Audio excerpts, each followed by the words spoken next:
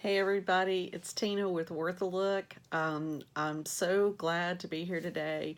As promised, I wanted to sort of switch up my YouTube a little bit and talk to you all about things more of a teaching kind of format and information that I hope brings value to your world. And if you're a reseller, not that you need to know all of this, but it may be intriguing for you to just have a little extra knowledge about people that you are buying and their products and sort of how it came to be and why they are who they are today, their net worth, just various information that I find very intriguing.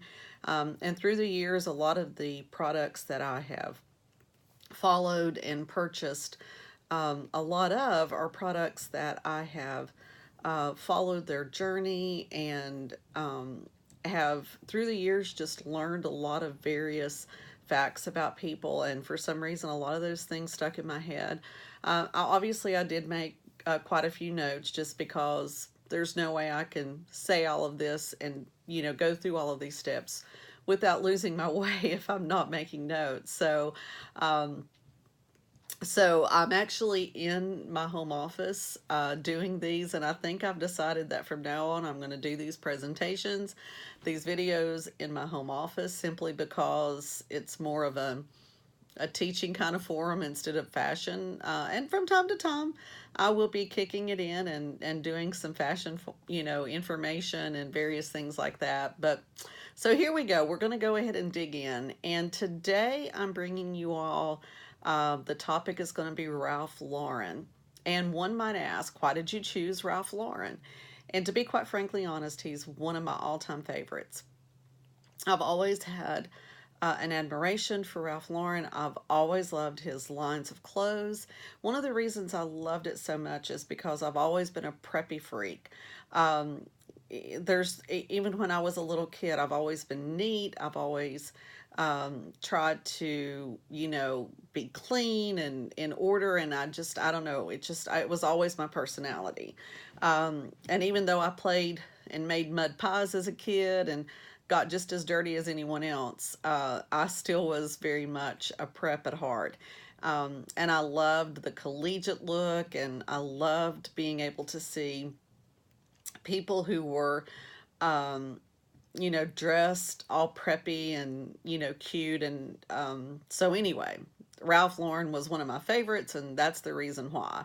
And so, because of that, since I was a teenager and was making money of my own, I have purchased Ralph Lauren for over 30 years now.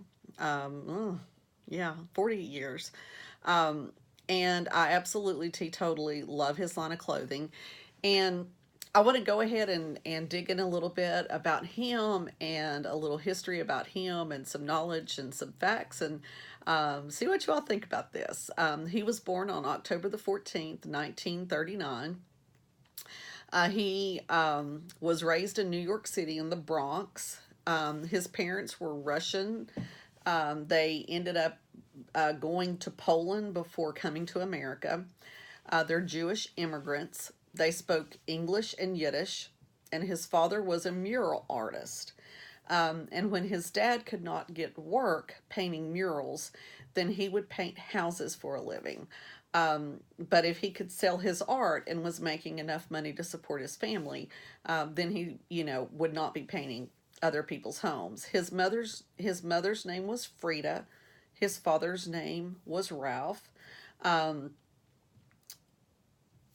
excuse me. His father's name was Frank. It's Ralph Lauren that we're talking about. Come on, Tina, get a grip. So anyway, their last name was Lifshitz, and you can only imagine what life was like growing up as a Lifshitz, because look at the way it sounds at the end. So they came to America in 1921, and he married Frida at the age of 23, and she was 22. So they were a very young married couple. They began a family. Ralph has three brothers and one sister. Um, he grew up being one of these kids who loved style and loved fashion. He was always the kid that was, trying to have a fashion sense about him, even before that was a cool thing for a lot of people back then to do. And he loved being able to sort of brand himself and have his own style. So even as a young teenager and a young boy, he would raise money. I'm not raise money, excuse me. He would make money so that he could go buy articles of clothing that would make him look unique and different. And he always wanted to be crisp and clean, um, and look very preppy. That's the best word I know how to say. When he was 18 years old, he and his brother decided to change their last name, mostly because they had been mocked and made fun of most all of their life because of their last name, and they decided to do something different. And so he began to start thinking, what would I want my last name to be? And he was an absolute fan of Lauren Bacall. He thought she was very distinguished and very poised, sort of his muse. As you know, as he was growing up, he just adored her. So he and two of his brothers legally changed their last name to Lauren, and that's how that journey began. And at the age of 18, he became Ralph Lauren. Um, he always liked looking well dressed, and he was, even in high school, he was known as a ladies' man. His best friend in high school's father was a tailor, and he made suits and, done alterations for men's clothes. And Ralph wanted to have a handmade suit when he was in his late teens. And so his best friend took him to his father's business, and his father was going to make Ralph, a tailored, very nice looking men's suit. And he literally told his son, he said, you can't please Ralph. Nothing really makes him happy. It's just too hard to do this because he's too perfect. So even as a young teenager who did not own his own line, could not dictate to others what he wanted to see and how he wanted to see it, was very much one of those people who had a very defined way of looking at clothes and what he thought was going to be popular. And, even with his best friend's father, Ralph was considered too much of a perfectionist. I mean, he got a suit and it all turned out, but it was a very challenging um, suit for his friend's father to make. Ralph was known to be one of his most difficult clients. In 1962, Ralph Lauren joined the Army, and he was in the Army from 62 to 64.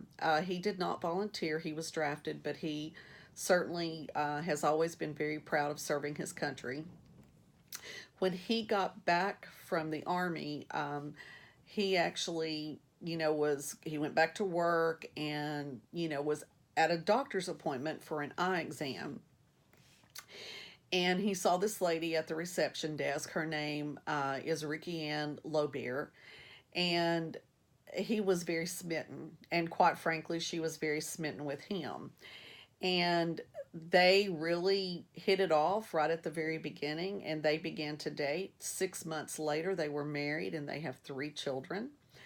Um, they have numerous homes in America, different parts of the world. Probably their greatest and most loved home is in Colorado. They have, I think it's a 117-acre ranch, and that's predominantly where they wanted to raise their children. They wanted to give them a sense of home and a sense of family and things that would bring them value as opposed to always just being in the city. Now, his New York home was where they lived most of the time because that was the headquarters and still is the headquarters of Ralph Lauren Corporation. And so they had to be there a lot for, for his business. Ralph and Ricky were a very tight knit family, and they were the kind of couple that even though they had plenty of money and could afford to hire anyone they wanted to take care of their children, they believed that family was the most important thing. And so if they went on vacation, the kids went on vacation. If, anything special that they wanted to do, the kids went with them. And as the kids got sort of old enough to, have the right kind of manners to sit down in a room and, be gracious and poised. He even began taking his children with him to award ceremonies. They would come to all of the fashion shows and various things. So even from the time they were infants, they have been ingrained in his business, and he and his wife have made a very concerted effort to make sure that those children realize that no matter who their dad was and what his stature was or anything else, that he certainly was their father. And first and foremost, above all things, he and Ricky wanted to make sure that his children had a sense of love and family. And so they worked very hard to spend a lot of quality time with their kids and do a lot of and have a lot of valuable experiences with their children. Obviously, because of his wealth and the travel that he was able to take, his children have been all over the world and have had an opportunity to see things that many of our kids may not ever see. But he did give them the world, so to speak. Um, his first job was in the fashion district, and he worked for Brooks Brothers, and he sold ties for them, and he was a salesman. He sold other men's clothes, but predominantly it was ties. Um, and one day he began to think that he could do this better himself. He thought, I can make a tie that's going to look nicer than that, and I think I could sell mine, and I think I could bring to the market something that's not out there. And so he wanted to just go big and go out and make these ties and sell a bunch of ties. And so he decided to become his own man, and he wanted to make a name for his business and distinguish himself, different than others. And so, he'd been spending a lot of time with his best friend, who was Warren Hellstein. And Warren and he, were have been kids all their life. I mean, for instance, they were kids pretty much all their lives, and they had went up into the New England states, and I think they were in Cambridge. I'm not positive, but I think it was Cambridge, and they were watching a polo match. And Ralph always loved things that was very influential, and just that kind of environment. So on their way back home from the polo match that day, they began to talk about what his name could be, and he was very intrigued with the game. And he told Warren, he said, I think that I'm going to do one of two things. I've thought of two names, and I think I'm either going to call my brand Players or Polo. And Warren basically tried to convince him not to use the word polo, because nobody would understand what he was talking about. That polo was such an elite type of game, especially back in the day before you had TV and other methods to have mass media to understand what the game was all about. Um, and it has grown in America. There's many communities in America now that have polo, and it's not as just for the elite. Although it still is an elite game, because if your kids are going to play polo and they're going to practice at home, you sort of have to have a farm and you have to have horses, and that's going to cost you some money. So I think it probably still is a game that would be considered more of an elitist. Um, but he recommended for Ralph to use the word Players.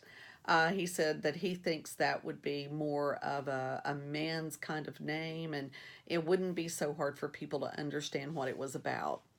And basically, Ralph said to Warren, nope, it's going to be Polo, because Polo, as you have said, is a very distinguished name. It is synonymous with wealth, and it's an exquisite kind of sport where people with lots of money and influence are part of that community. And so he chose the line, and he chose the name, and he made it Polo. So, as we all know, the rest is history. And along those lines, as he chose the name Polo, he also decided that it needed to be not just a name, but how was he going to make polo, what was going to be the symbol of that. And we all know that Ralph Lauren is very well known for having the American flag. He was always extremely patriotic and has a great deal of love for his country. He and his whole family do, and he's very honored that his parents, as immigrants, were able to come here and make a life for themselves, and therefore it gave him an opportunity to have the American dream. So he very much loves this country.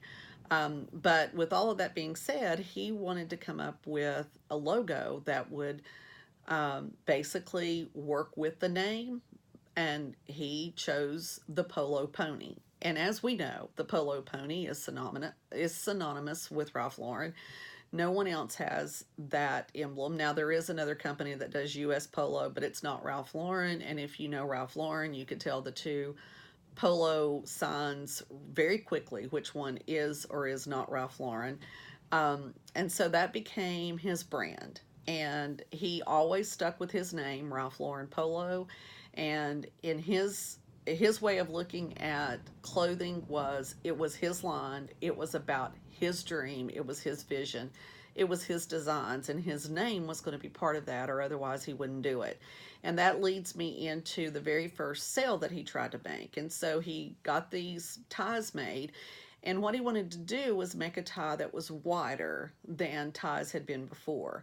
Back in the day, ties were very, much thinner, and he wanted to create things that were clean and crisp and thinner than the ties that were there before. And none of a tie that size had never been sold in America.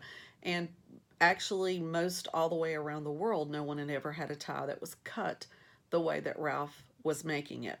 So he put his portfolio together. He had his case of ties that he had made, and he went to Bloomingdale's and he met with the buyers, the buyers, and they basically said, "We love your ties. We actually think we could sell them, but the only way we're going to sell them is if we can sell them with Bloomingdale's name on them." And Ralph Lauren had the wisdom and the fortitude and the grit to know to walk away. He closed his portfolio and he said, "Thank you for your time, but if I can't use my name, then we don't have a deal." And they basically said, "Okay, see you." And so he walked out of Bloomingdale's with no deal, but he still had these ties, and he knew that people wanted them, because if Bloomingdale's wanted them, but they wanted their name on it, he obviously knew that they wanted to brand what he had, or they would not have asked for it to be in their name. So he went on to other, Neiman Marcus and other places, and was able to make some sales. But 6 months after he walked away from the Bloomingdale's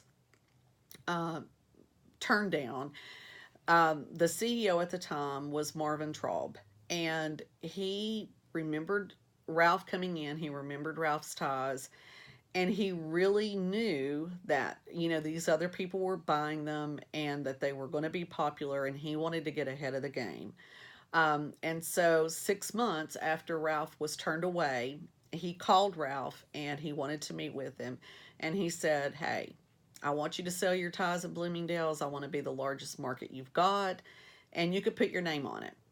Just bring the ties here, because we know you've got a home run." So he brought his ties to Bloomingdale's, and in fact, it did turn out to be one of the largest selling vendors that he had at the time. And he also sold 1,200 ties to Neiman Marcus. He ended up having spots in Paul Stewart, which is an exclusive men's clothier. Saks. I mean, I could go on and on. Macy's, just lots of Bergdorf Goodman. He had ties in a lot of places, and he was extremely successful. So as time went on, Marvin Traub, who was the CEO of Bloomingdale's, really had a lot of faith in Ralph Lauren, and he allowed him to place a full line of men's clothes in his store. They developed suits, pants, casual wear. And when Ralph Lauren decided he wanted to grow his line and develop into women's fashion, Marvin allowed him to open up a private boutique inside of Bloomingdale's with a full women's line. Bloomingdale's knew that it would be huge. They knew that their store would get a lot of traffic, and they knew that it would make a lot of money, and it did. So if you think back to when Ralph Lauren started his business, 3 years after starting his business, because he literally started it in 1967, and I may not have said that before, but he started in 1967 with his own brand. And in 1970, after 3 years of being on his own and developing his line, he won a Cody Award. And for anyone who doesn't know what a Cody Award is, it's spelled CODY, and it is the equivalent of an Oscar or a Grammy in the fashion world. So he won that after 3 years. By 1972, his company, believe it or not, now you think in 1970s at the top of his game, selling more clothes than he had dreamed of, was, receiving awards in almost every category you can think, and was lucky enough to be honored with a Cody Award only after 3 years of being in the business, which was not very common and still isn't to this day. I mean, you really have to sort of earn your place. But from 1970, when that happened, to 1972, his company was in very bad financial shape. And there was the possibility that they would go under if it was not infused with money. Ralph Lauren only had, and when I say only, that may not sound like a lot to some people, and it may sound like a tremendous amount to others, but all he had was $100,000 in a savings account. He took all of his money and infused it back into the business, but he needed help, and so he hired Peter Strom, who was a retail executive, and was very well known in the retail world of being able to grow businesses, make them very financially, thrive financially, the whole 9 yards. And so when he asked him to come and be part of his company, he basically said, I'll give you part ownership of my business.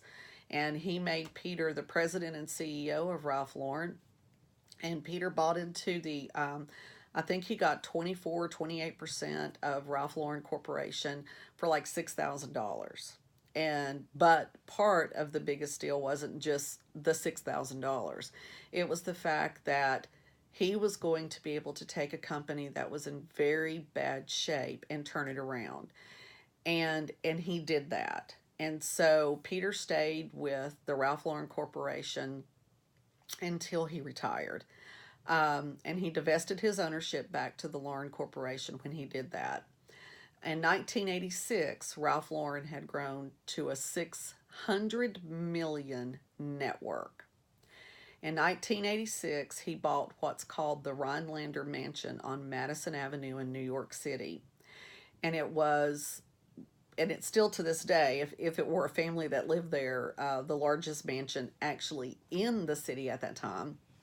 And he wanted his flagship store to be opulent and gorgeous, and that's why he bought this mansion. And he wanted it to be something that still felt homey and grand and amazing when people walked into it. So he remodeled the mansion, only to the degree that he was able to put different departments in different places.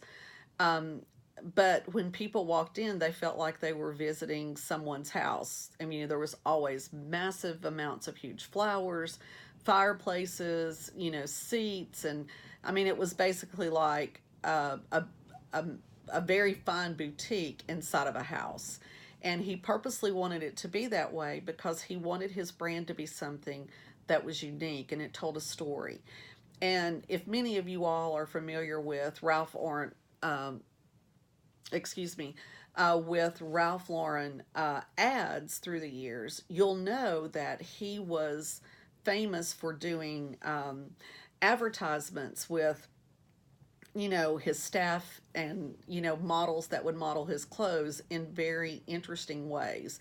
He would go to college campuses and have them to put on the Ralph Polo sports line, and while they were playing tag football, or cheerleaders doing something in a Ralph Lauren sweater, and he would have people at polo clubs wearing, sweaters wrapped around their neck and tied, and with,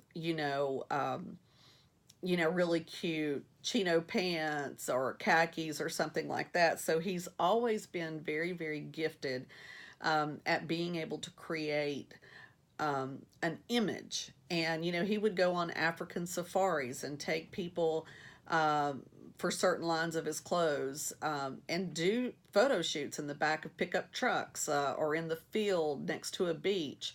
Whatever image that he wanted you all to see is how he would create the advertisement for that particular line.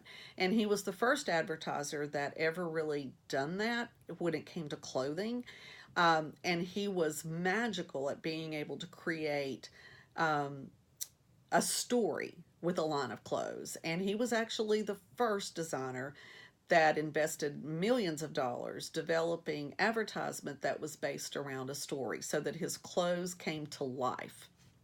And um, when the day that he opened up his flagship store in New York City, his former friend, well, not former, but his friend, Marvin Taub, who was the CEO of Bloomingdale's, actually came to that and wanted to wish Ralph success, and wanted him to feel like their relationship was still as important as if Ralph worked there.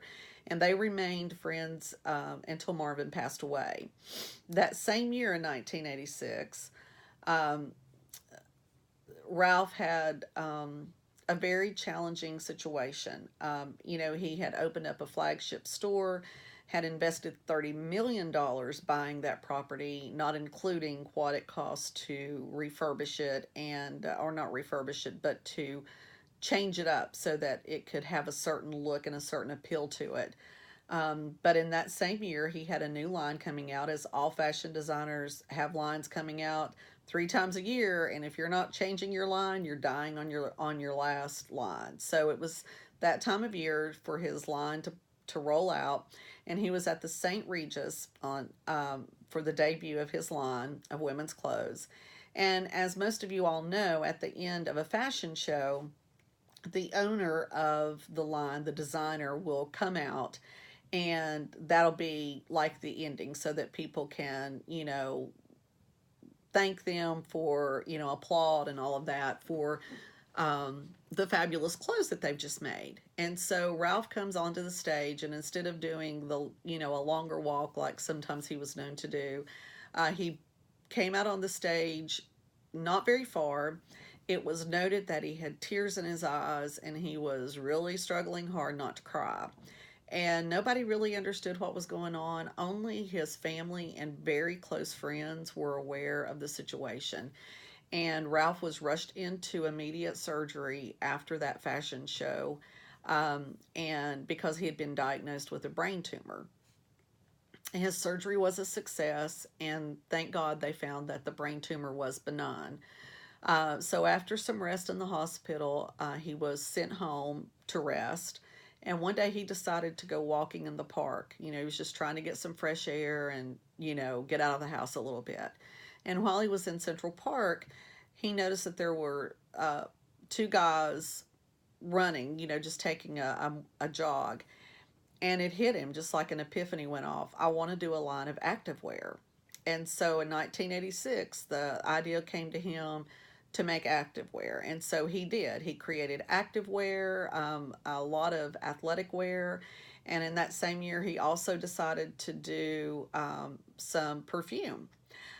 So his company really was growing in many different ways, and he had a renewed sense of life and wanted to do something bigger and better, and he began to forge into new lines. Ralph Lauren was one of these unique people that he knew the power of media, and he knew the power and the influence that magazines, television companies had with his clothing line. And he was one of the few companies that had a massive marketing budget. He had a $200 million a year marketing budget. And with $200 million a year, you could call any magazine you want to call, any TV show you want to call, and you can get any spot that you wanted. People knew what his plans were. People knew what he wanted to have happen, and that's what he did. He very meticulously and with purpose planned out how he wanted his marketing campaign to work. And although he had employees, he was the person that made these final decisions because it was his name and it branded him, and he wanted to be very specific about how that looked. Um, and the one thing about Ralph Lauren that a lot of people may or may not know, although you can find information on him and there's things you can learn about him, he was a very private man and he rarely ever granted interviews with anyone. He and his family, had this farm in Colorado that was very private and secluded for a reason. And he remained sort of close to the belt with his family and still to this day does. He has been involved with some interviews. Most of the time, when you read things about him, it's just a blurb. He'll give a statement, but as far as an interview, there's been few and far between. Probably one of his best known interviews was with Oprah Winfrey. And it was right before her show was going to be going off the air, and she had wanted to interview him for years. And as good of friends as they were, he just wasn't willing to do it. And so I think she probably was like, I'm no longer going to have my show. Please let me do this. And so he gave in and he allowed Oprah Winfrey to do an interview with he and his wife and his children. And she got to tour his home in Colorado and go through the ranch. And that was the biggest interview that he's ever granted to someone. And whether it holds true or not, we don't know. But he had said at that time that that would be the last interview of that kind that he would ever allow someone to do of him and his family. So he in 1992, Audrey Hepburn got an opportunity to present Ralph Lauren and with an award. And a little back history there, Hepburn was he idolized her when he was a young man. It was deeply meaningful to him when she brought, or not brought, but when she was slated to give him his award. He was presented with a Lifetime Achievement Award for CFDA. And the CFDA stands for the Council of American Fashion Designers, in case you didn't know. But anyway, um, he is the only fashion designer to receive every award that the CFDA has to give. He's the only one, and he has received every single solitary accolade that they have to give to a designer. And he doesn't flaunt it, but he's very proud of the fact that he's worked hard and that his clothing line has been recognized by many in the fashion industry. And so in 1994, he decided he was going to launch a luxury line. And that's when he came out with the Purple Label. And if you ever find a Purple Label, if you're a reseller, you better grab it because it's worth some money. No doubt it's worth some money. And usually big money. Some of their jackets sell for thousands and thousands of dollars. Shirts can be for hundreds or thousands, just based on the quality and the material. This line has to be, of all the lines he's ever made, the most sought after among consumers who are looking for classic lines of clothing with high-end luxury line. He actually has done tremendously well with that because there are people, with enough money to spend, you know, $3,000, $4,000 on a jacket, and that's just what they want. So he was very careful in how he put that together and was very strategic about how he wanted that line to be made and the types of garments and fabrics that he wanted to use to put those together. But as with many things in life, also in 1994, the company was on the verge of bankruptcy. And I'll sort of interject a little bit there. The lesson here would be no matter how big or how popular or how notable you are, no matter how many awards you've won, none of those things matter in many businesses, clothing business or any other business. In the clothing business, you're one season away from being bankrupt. If your next season isn't sellable like the season before, what are you going to make your money on? Because you can't sell stores last season's clothes. Nobody wants them.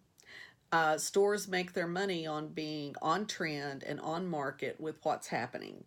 So, even though he was going through major growth and had made millions upon millions of dollars and had stores in, all over the country, um, he was going through a very tough financial time and was on the verge of bankruptcy. So he was looking for a firm to get a grip on operations, orders, deliveries, franchises, overhead cost, and so on and so forth. Um, and people would think, well, just make more clothes, sell more clothes. Well, you oversaturate a market. So unfortunately, he had people that were working for him that was oversaturating the market with clothing that um, they really were not selling to buyers and basing the amount of clothes that they ordered properly. And it could be very financially taxing because at the end of the day, somebody's got to pay that bill. Somebody's got to pay for those clothes. And the buck stopped with Ralph Lauren. And so he was looking for somebody to help him get back on his feet. He needed to, he wanted to match his growth with sales and demand and not oversaturate. And so he needed a lifeline. He was under terrible management. He had terrible management teams at the time. Um, and the bigger you get, sometimes you lose sight of the most intimate core people that you have around you because it's big and you have to trust other people to do things. And, thank God most of the time when you trust people, they do the right thing. But in reality, there's a lot of people you trust in business to take care of things for you that don't always have your best interest at heart, and things happen that you can't control. And so that's what happened with him. Um, and so he, at this point in his career, dumping all of his money back into the company wasn't going to fix it. It wasn't going to be a long term fix. And he knew he needed to make a change that was going to be substantial enough for his business that he would possibly never have this problem again. So he reached out to Goldman Sachs and they purchased 28% of the Polo Ralph Lauren brand for $135 million. And by 1997, Ralph Lauren was back at the top, selling his designs all over the world. He had exponential growth. Consumers were spending $5 with a B, $5 billion a year in his stores. Goldman Sachs saw greater potential and they pushed him to take his company public. Ralph Lauren was reluctant to do that. He wasn't one of those people that wanted to have to answer to a group of shareholders. But in 1997, after a lot of talking and meetings, he did agree to let his company go public. And it went on the New York Stock Exchange under the symbol RL. It's still a publicly traded company. It's still under the symbol RL. But when you actually go public, you are basically under the gun every quarter. People think that it's once a year or, after your year end is done. No way. Every quarter, your numbers are announced, and every quarter, you're under the gun. And if your stock valuation is high and it plummets based on many different factors, your shareholders, you stand a risk of losing your business. I mean, they can have hostile takeovers. There's just a lot of things that can happen. And so he, he started when he opened up the New York Stock Exchange. He opened up at $133 a share. And within a matter of 16 months, it had dropped to $17 a share. And he was again in dire straits, but he knew that his company was worth the 133 and more, but he needed somebody to help run the business. So he hired Roger Farah, and he was very good at branding, and he was very good at operations and development and supply chains and chain of command. And so Ralph Lauren brought him in and he reorganized everything. He was the president and CEO. And in the years to follow, they opened stores all over the world in large cities such as Tokyo, Milan, Paris, and Singapore, Moscow. Just all the large, beautiful cities all over the world.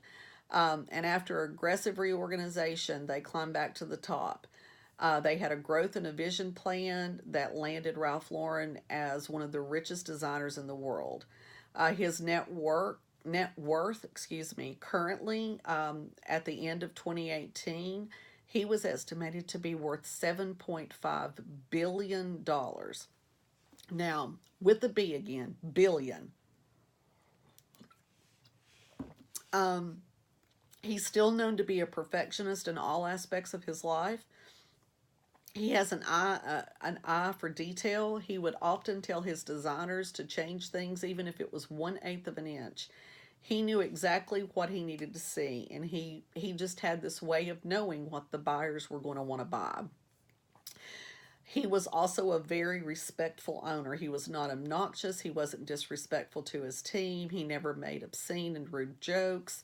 But there was always sort of an unspoken pressure to measure up and work hard. It was just simply understood that that's what people would do. Ralph Lauren has always loved beautiful cars. He amassed a very, very large collection of cars, luxury items.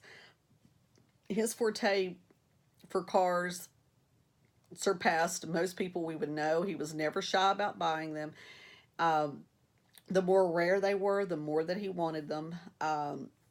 And that was one of the first things he did back in the early 70s is buy a luxury car when he started making enough money to do that because that was sort of his thing. He is also very, very well known to be a huge philanthropist, especially when it comes to cancer. Not only because of the fact that he had had a brain tumor that luckily was benign, but one of his lifetime best friends, Nina Hyde, was diagnosed with cancer and she passed away. And he promised to help with treatment and to help find cures for cancer. And he put his money into cancer treatment centers in America and abroad. In 2006, he helped organize the first annual Pink Pony Walk. 1,000 people in New York City walked that. It grew so large that they now hold them in England, Milan, London, Hong Kong, Singapore, I mean, you name it, Stockholm. In 2011, he held a fundraiser at the Lincoln Center in New York City for for cancer, for his center, the Ralph Lauren Center for Cancer Treatment and Prevention, and he literally raised millions in one night for that. Um, in 2014, he funded the Ralph Lauren Center for Breast Cancer Research at the Royal Marsden Hospital in England. That the CEO of that is Prince William, the Duke of Cambridge, and he actually gave a speech and thanked Ralph Lauren in a ceremony for his support and generosity. So he spent like 25 years or so and has partners and people helping him in 20 countries, and millions of lives have been changed, and probably millions of lives have been saved because of the money that they've infused into these communities. And I'm going to have to read this because this was a quote from him about how he felt about helping with cancer. When someone we love has cancer, we are all affected: husbands, wives, mothers, fathers, sisters, brothers, and friends. This is our effort to help in the fight against cancer. And it was very close to home to him and it mattered. And to this day, he still is very diligent in making sure that those centers that he's part of and growing that always have money. His dream would be, where cancer is concerned, that there would be a cure found. That has not happened yet. But I wanted to sort of bounce in a different direction and tell you some really interesting things about Ralph Lauren uh, that you all might get a kick out of knowing. He was hit one of some of his greatest attributes. He knew talent and hard work, and he knew how to mold people. And he was not shy about bringing people into his business that were extremely talented, excuse me. A lot of people feel like if you go and you hire someone that's very, very talented, that they're going to take over your business and they're going to have a heavy hand or they might be better than you. And he wasn't that way at all. He knew his vision, he knew his brand, he had faith in his own self. But what he wanted are people that truly were energetic, that truly did believe in fashion and in design. And he felt like if you had the brightest and the best, you could do anything with them. So that's what he did. And he didn't care to take in a rookie with no training or no experience in the field. He would take them under his wing as long as he felt that they had a sense of style and would bring value to his life and to his clothing line. He gave back to his team in very generous and unexpected ways. And the list of that, I'm not even going to bore you with it, but he was extremely generous to people. Um, and he often has been known to say that his staff is his family. He has killer instincts for marketing and advertising. His peers have said that no one's better than him. He has an extremely high level of intuitive intelligence when it comes to hiring people. He just instinctively knows. And I'll tell you a little small story of one of his hiring escapades, so to speak. He was at a little restaurant in New York City one day and happened to look across the room at a lady sitting at a table.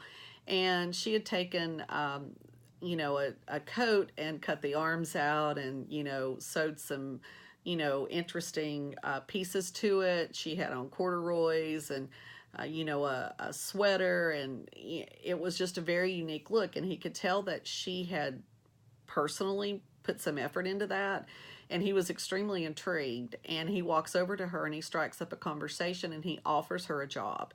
Now, this was just someone who had literally bought those items at a thrift store, who loved fashion, but she liked unique things. She liked looking a certain way, and she was very confident in how she dressed, and she wasn't shy about taking risk with clothes. And Ralph loved that. She even told him, "I have no experience. I don't know what to do. I don't know how to draw a design. I just know what I know." And he said, "That's all I want is somebody that knows enough about fashion and enough about how to make new things. We can do great things together. I just want you to come to work for me." So she told him she'd have to think about it. And 3 days later, she calls Ralph Lauren and says, "I think that if you're still interested, I'd like to have the job." And so she did. She came to work for him. And she basically became a huge part, some senior vice president within his company. But he was known for that. He would just pull you right out of the woodwork if he thought you had what he was looking for. He was well known to hire acquaintances and friends to come to work for him. He had no fear of those working around him. He was very confident, but he believed in them and their talents, or they did not work for him. But I'm going to give you a little list of some of these talented people that he hired that have went on to do some really great things. Joseph Barato worked for Ralph Lauren in the early days during the development of the Polo line. He left Lauren on very good terms. And these are some of his accolades. Brooks Brother, he was a Brooks Brother executive, the VP and division manager for retailers such as Bergdorf Goodman, Garfinkel's in Washington, D.C. He returned to Ralph Lauren in 2006 to be the president of the Purple and Black lines. Jeffrey Banks worked for Ralph Lauren while he was in college learning design, fashion, merchandising, and menswear lines. And he opened his own line of tailored men's clothing in 1977. Everybody knows Jeffrey Banks.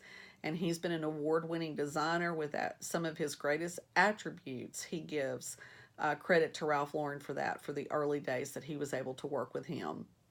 Joseph Abad is another famous men's clothing line designer that we all know about.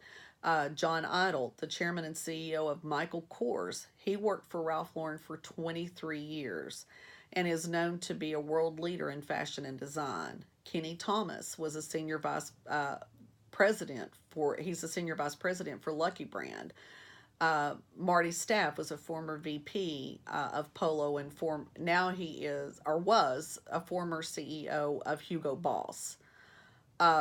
John Varvatos started his own luxury line of men's clothes and is well known to be the designer for many rock stars. Edwin Lewis worked for Ralph Lauren from 1973 to 1991, where he served positions of executive vice president to president of women's wear. He moved on to Tommy Hilfiger, serving as the chairman and CEO until 1996. Now he is the CEO of Mossimo, chairman and CEO of, and then became rather the chairman and CEO of the New York Dow Jones. Vera Wang started her fashion design career for Ralph Lauren. She actually had a desk not far from him, and they would collaborate on styles before she started her own line. Reed Krakoff, president and executive director of Coach, worked for Ralph Lauren. And this is just a small list of people that he hired. He had a knack and an ability to know how to bring in talent, and he wasn't shy about doing that. I'm going to turn on my lamp here because the sun just shifted and it's getting dark in this room. So there we go. But in closing, I'm basically done. I could sit here and talk about it longer, and I just realized I've been at this for 50 minutes, and that's a little much. But I wanted to give you 10 sort of rules that Ralph Lauren has sort of lived by, and people that work for him know, that this is sort of what he stands for and what he wants people to work by and, possibly live by. But these are his. Number 1 is to be innovative. 2 is to trust your instincts, 3, aspire to do better. 4, do it because you feel it. He was huge on, if you have a feeling, you go with your gut. It never fails. It never fails you. Follow your dreams. Be consistent. Be yourself. Learn from tough times. Number 9, don't lose hope. And the 10th thing is to give back. And all of those things are Ralph Lauren. I hope that this presentation has been meaningful to you. I hope that you've learned something. I hope that it's given you something to go, well, I didn't know that. I hope that along the way you've gained some knowledge and learned some things that made you go, aha.